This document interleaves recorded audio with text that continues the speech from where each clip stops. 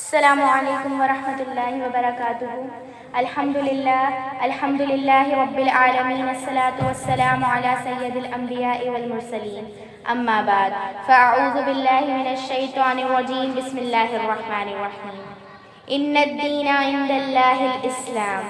تمام قسم کی تحمیدات، تکبیرات، تسبیحات، تحلیلات اور اچھے کلمات اللہ ذوالجلال والاکرام کی ذات اقدس کے لیے ہیں، اور اس کے بعد ہزاروں درود و سلام ہو سید الرسل، امام رسل، امام اعظم، رہبر اعظم، ساقی کوثر، شافی محشر، جناب محمد رسول اللہ صلی اللہ علیہ وآلہ وسلم پر۔ یہ تو سچ ہے اندھیروں کا تسلط ہے مگر، یہ تو سچ ہے اندھیروں کا تسلط ہے مگر، شمع بجھنے نہ دو باطل کے ایوانوں میں۔ آندھیاں جبر و تشدد کی تیز سہی، آندھیاں جبر و تشدد کی تیز سہی، تم وہ دیپ ہو جنہیں جلنا ہے طوفانوں میں۔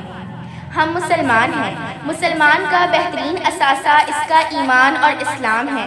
اسلام ایک عظیم مذہب ہے جو زندگی کے تمام شعبوں پر محیط ہے، اور اسلام کی نشر و اشاعت ایک انداز یا ایک طریقے سے نہیں ہوئی، بلکہ اسلام کی نشر و اشاعت مختلف طریقوں سے کی جاتی ہے۔ مصنف تصنیف کے ذریعے، مؤلف تالیف کے ذریعے، مقرر تقریر کے ذریعے، محدث احادیث کے ذریعے، معلم تعلیم کے ذریعے، مدرس تدریس کے ذریعے، متحرر تحریر کے ذریعے، اور مجاہد تلوار کے ذریعے اس دین کی نشر و اشاعت کر رہے ہیں۔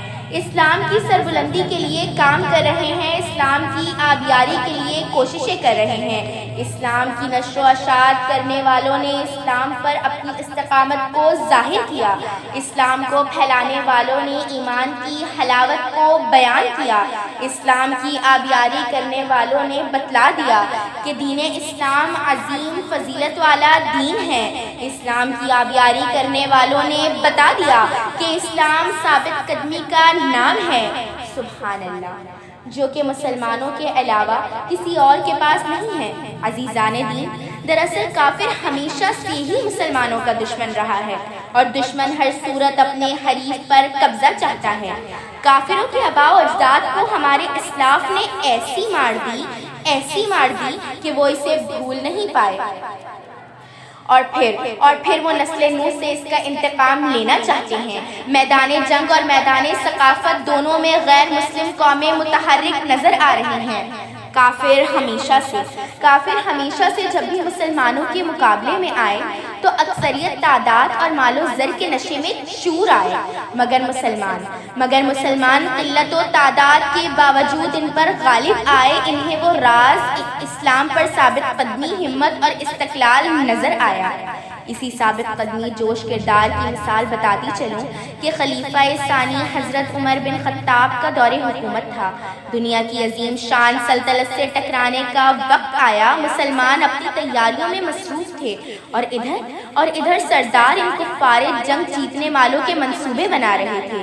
کسی نے کہا، مسلمانوں سے جیتنا اتنا آسان نہیں، چاہے ہم پوری دنیا کو ان کے مقابلے میں لے آئیں، تب بھی مسلمانوں پر غالب نہیں آ سکتے۔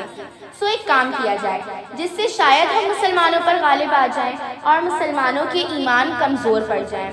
وہ یہ ہے کہ جب مسلمان مقابلے کے لیے آئے تو ان کی راہ میں خوبصورت دوشیزاؤں کی نمائش کی جائے۔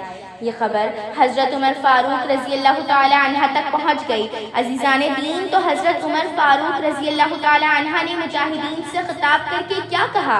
کہتے ہیں کہ کفار کی سازشیں اس حد تک پہنچ گئیں کہ تمہارے ایمان کو کمزور کرنا چاہتے ہیں، تمہیں پستی کی طرف لے جانا چاہتے ہیں۔ جب تم اس جگہ پہنچو جہاں کفار کی منصوبہ بندی تکمیل پر پہنچے تو اپنی سواری کی لگام چھوڑ دینا اور اپنی نگاہ سواری کی گردن سے مت اٹھانا۔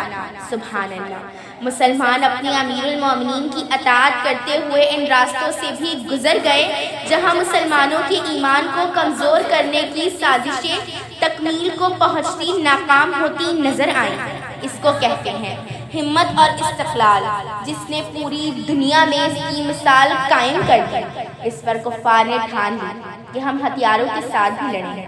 مگر اب ہم ایسے حالات پیدا کر دیں گے کہ مسلمان خود بخود ہتھیار پھینک دیں۔ بہت سوچ و بچار کے بعد انہوں نے مسلمانوں کو ذہنی غلام بنانے کا سوچا۔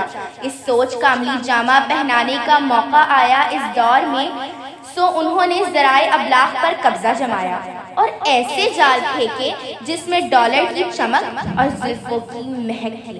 اس جال کو پھینکتے ہی مسلمان نوجوان کی اکثریت ہمت و استقلال کو خیرآباد کہا اور بے ہوش کردار ہوتی نظر آئی۔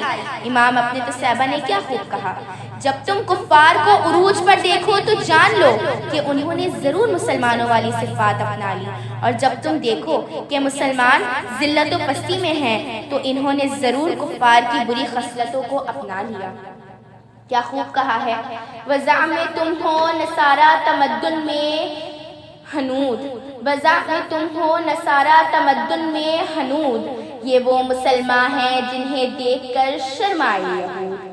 عزیزان دین، فکر کا مقام ہے کہ آج مسلمانوں کے پاس وہ عمل نہیں جس میں خلوص ہو، وہ آہ نہیں جس میں اثر ہو، وہ دل نہیں جس میں جذبہ اور جہاد ہو، وہ ضمیر نہیں جس میں ایمان کی حلاوت ہو، ورنہ ہمارا دین تو بہت عظمت والا دین ہے، ہماری تاریخ بہت بلند ہے، ہمارے اسلاف کے کارنامے بہت عالمی ہیں۔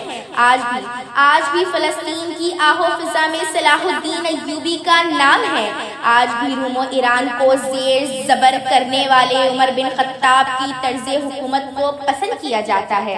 رب کعبہ کی قسم، عزیزان دین، رب کعبہ کی قسم، ہماری تاریخ نے ہمیں اعلیٰ ظرفی دکھائی تھی، ہمارے اسلاف نے جینے کا ڈھنگ اور مرنے کا سلیقہ سکھایا تھا، مگر افسوس آج ہم میں وہ ہمت و استقلال نہیں، ہم میں وہ اعلیٰ ظرفی نہیں، ہم میں وہ غیرت و جوش اور کردار نہیں، ورنہ ہم کبھی مغلوب نہ ہوتے۔ مغلوب تو ابھی بھی نہیں، مگر غافل ہو گئے ہیں، سست ہو گئے ہیں، خواہشات، حرص و ہوس نے جکڑ لیا ہے۔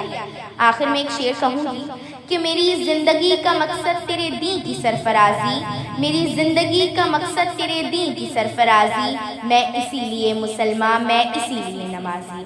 آخر میں دعا ہے کہ اللہ تعالیٰ سے کہ اللہ تعالیٰ ہمیں اسلام و اسلاف کی تاریخ دہرانے کی توفیق عطا فرمائے۔ وآخر دعوانا الحمدللہ رب العالمین۔